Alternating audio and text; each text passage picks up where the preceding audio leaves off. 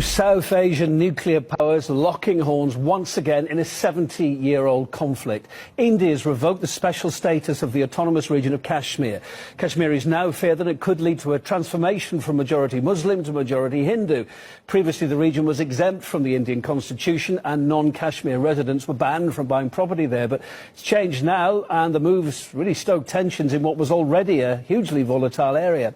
As for Pakistan, which also has claims on Kashmir, there have been protests over the decision, with the country's foreign ministry calling the move illegal and a violation of a UN resolution. Authorities have put the region on lockdown, blocking internet connection and landline phones. Here's a reminder of the conflict's roots that stretch way back.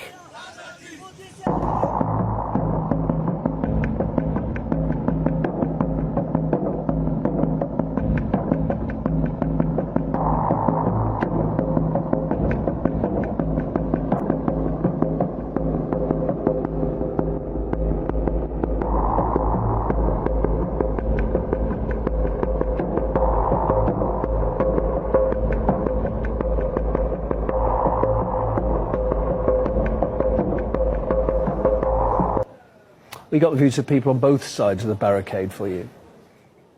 This development is very worrying. A development worrying in the sense that it is going to cause more unrest once the curfew is lifted. But more importantly, I think the situation at Pakistan's border near Kashmir is already tense. India has been using banned cluster bombs to target civilian population on Pakistan side of the border.